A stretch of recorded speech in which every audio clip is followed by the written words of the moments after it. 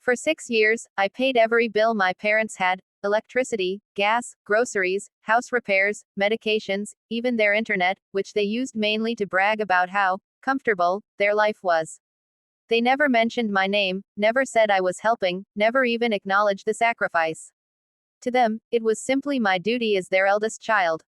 Whenever I hesitated or tried to save some money for myself, they reminded me, family comes first.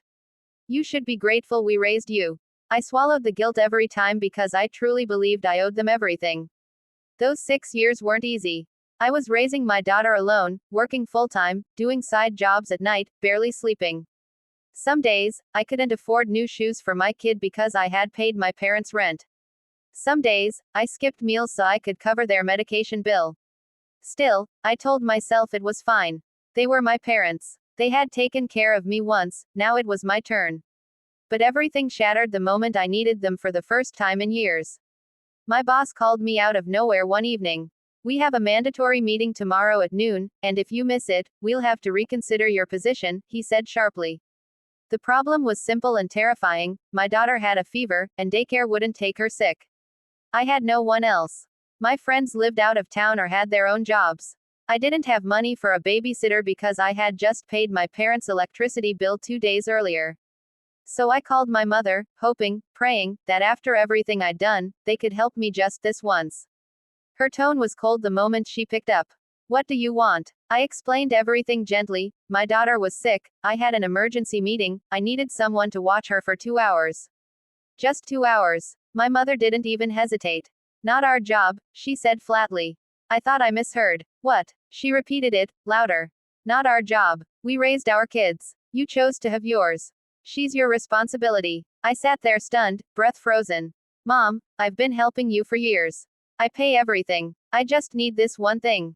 So, she replied casually. That's your choice. No one forced you to pay. I felt like she had stabbed me. You asked me to pay. We asked, she snapped, but you agreed. We never said we'd babysit in return. Don't mix things. I felt my throat tighten. Dad, is he home? Maybe. She cut me off. Your father is resting. Don't disturb him with your drama. Drama. She called my desperation drama. I don't know why, but I asked again, please, Mom. 2 hours. She's sick. I can't lose this job. Her voice turned sharp. Stop being irresponsible. Be a mother and take care of your child. Don't dump your problems onto us. And then she hung up. I stared at my phone, unable to breathe. They couldn't help me for 2 hours after I had helped them for 6 years. After I had emptied my savings, delayed my own needs, put my daughter second to provide for them. After all that, they gave me nothing, not even compassion. That night, my daughter's fever climbed.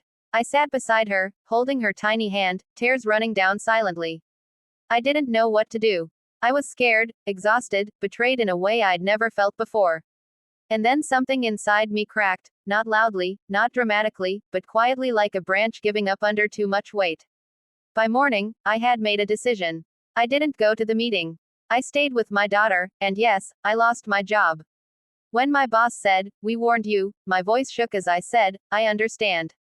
But as I held my child afterward, I realized something huge.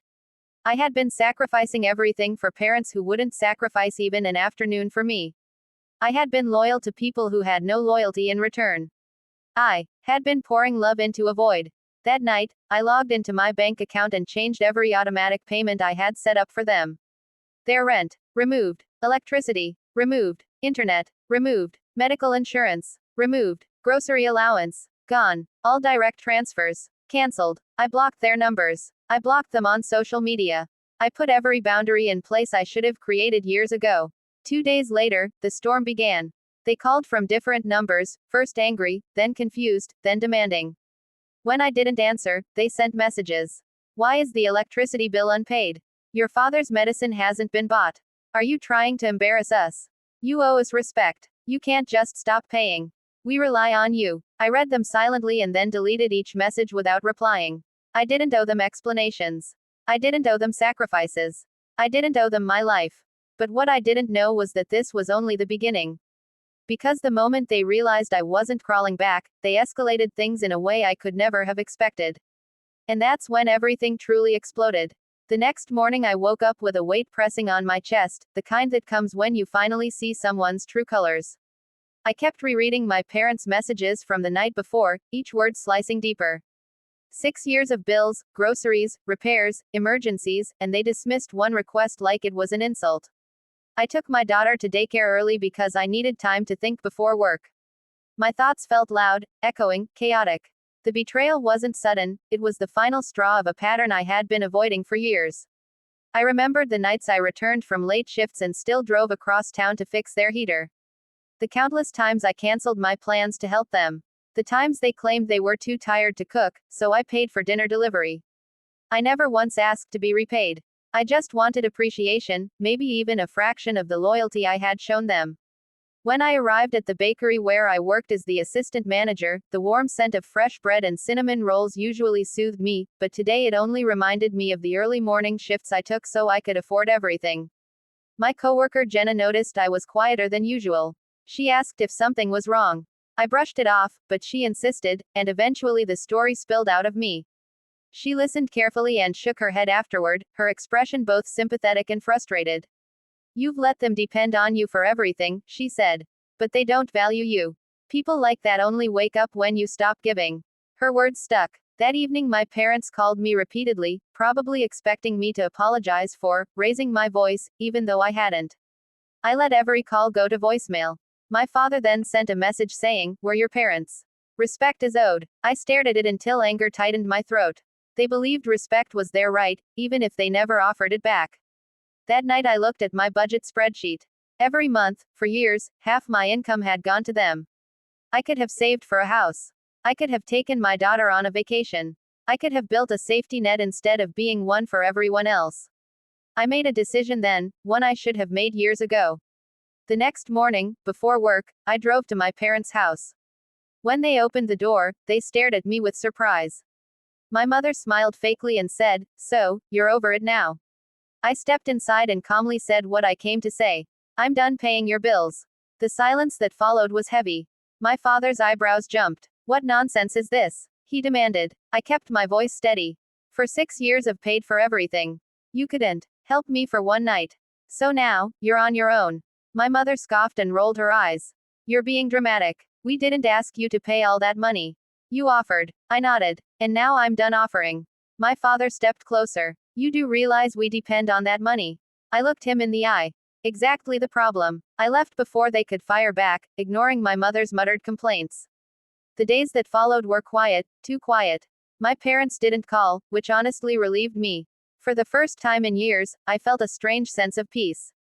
I adjusted my budget and realized I had enough now to start saving properly. I booked a weekend zoo visit for my daughter and me, something I had always postponed because money was tight. Her excitement made my heart warm in a way I hadn't felt in a long time. But peace never lasts when unhealthy people lose control.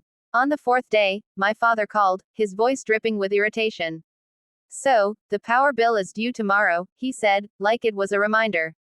"And?" I asked. "And," he replied sharply, "you need to pay it." I felt my jaw tighten. "No, I already told you I'm done." He went silent for a moment, then said, "Do you want us on the street?" I took a breath. "You won't be on the street. You're both fully capable of working. You just don't want to. I've enabled that for too long." He muttered angrily and hung up. 2 days later, my mother showed up at my workplace, causing a small scene. She claimed I had abandoned my family, that I was ungrateful, that they had given me everything. I knew it was a performance more than anything. Jenna pulled me to the back room until things were calm again. That night I received a long text from my mother that ended with, "You will regret this." Instead of fear, I felt a curious strength build inside me. For once, I wasn't the one being controlled. Weeks passed. They struggled. They complained. They blamed me. But then something began shifting in my life, something big, something none of us expected. My manager called me into her office and told me the owners were opening a new branch and wanted me to run it. It came with a raise, benefits, and even childcare support. It felt like the universe was rewarding the moment I chose myself. My parents heard the news through relatives. Suddenly their attitude toward me changed. My earlier refusal now seemed to threaten their comfortable life. They began calling again, softer now, pretending to be understanding, but something inside me had changed permanently. And they had no idea that their real wake-up punishment hadn't even happened yet. The night I got promoted, I sat on my couch after putting my daughter to bed, feeling a kind of relief I hadn't felt in years. It wasn't just about the raise or the new position. It was about reclaiming a part of myself I had buried under responsibility, guilt, and my parents' constant demands. I knew they would hear about it soon. In our family, news travels like wildfire, especially when it involves money. I didn't expect them to congratulate me, but I also didn't expect what happened next. The next morning, I woke to a series of messages from my mother. They were unusually sweet, filled with emojis and praise, like she had suddenly turned into someone else. She said she was proud of me, that she always knew I'd make something of myself. I read them slowly, feeling a hollow laugh rise in my chest. My father messaged next, saying he wanted to talk, maturely and calmly. I knew exactly what they were doing. Their bills were due again, and the reality of handling their own finances was finally hitting them like a brick. I ignored the messages for a while, needing space to think. Later that afternoon, they called. I answered because I needed to hear what they would say. My mother's voice was sugary. "Sweetheart, we've been thinking, maybe we were too harsh. Of course we're here for you. We always have been." I almost choked. "You weren't there for me," I said quietly. "Not when it mattered." My father tried to jump in, his tone authoritative. "Look, we can forget the past. What's important is family. And family supports each other." I leaned back in my chair. "Exactly. But you only believe that when you want something." There was silence, then my mother sighed dramatically. "The electricity bill is due today. We thought maybe, since things are going well for you." I cut her off, my voice steady. "No." She sounded offended. "What do you mean no? You're doing so well now. Why can't you help us like before?" I felt a fire in my chest. "Because when I needed you for one night, you told me it wasn't your job. So now, this isn't mine." My father snapped, "You're being disrespectful. We raised you." I replied, "And I've paid for everything for 6 years. We're even." I ended the call, blocking the number temporarily because I needed peace. It felt like lifting a boulder off my back. And life kept getting better. I settled into my new role, hired reliable babysitters when needed, and for the first time, had weekends off. My daughter and I went to parks, visited her favorite ice cream place, and even started saving for a small vacation. My world began expanding beyond just survival. A month later, I received an unexpected email from a local community center asking if I'd speak at their small business workshop about my journey balancing work, parenting, and helping family. I hesitated, but eventually agreed. When I got there, the auditorium was fuller than I expected. They introduced me as a hardworking single parent who had supported her family financially for years while building a career. The audience applauded. As I spoke, I saw people nodding, some tearing up, understanding the story under my words, the exhaustion, the sacrifice, and the strength. Someone recorded a short clip of me speaking and posted it online. It spread quickly, especially among local groups and business pages. I didn't think much of it until the bakery owners called me to the office, smiling. They showed me the post and said a regional magazine wanted to feature me in an article about working mothers. When the article came out, it felt surreal seeing my picture, my story, my hard work recognized. And then, the real twist arrived. My parents saw the article. They didn't call me, they showed up at my workplace again, but this time with completely different faces. My mother hugged me like she was greeting a celebrity. My father bragged to the staff about how they raised such a successful daughter. I stepped aside, stunned at the audacity. After they finished their performance, I asked them to step outside. "What are you doing?" I asked, my voice low. My mother smiled brightly. "We're just proud of you. Everyone's talking about you. We knew you'd make it." I folded my arms. "You didn't care about my life until it meant attention for you." My father frowned. "Why are you so cold? We came to celebrate." I took a slow breath. "You came because you think my success means money for you again. But it doesn't." Their smiles dropped. My mother's voice sharpened. "So you won't help us? After all this publicity?" I shook my head. "No, my success is not your payday." My father stepped closer, his voice angry. "You're throwing away your parents." I felt an unexpected calm wash over me. "No, I'm finally choosing myself." I reminded them, gently but firmly, that boundaries were not disrespect. That support goes both ways. That love isn't measured by how much someone can take from you. They didn't accept it, but that no longer mattered. I walked away, leaving them standing in the parking lot, stunned that their manipulation no longer worked. And for the first time in my life, I didn't feel guilty. I felt free. Weeks later, when the magazine article led to a small TV interview segment, I watched my daughter clap for me at home, her tiny hands tapping excitedly. In her eyes, I saw the only validation I had ever truly needed. My revenge wasn't loud. It wasn't cruel. It was simple. I stopped letting people use me. I built something for myself.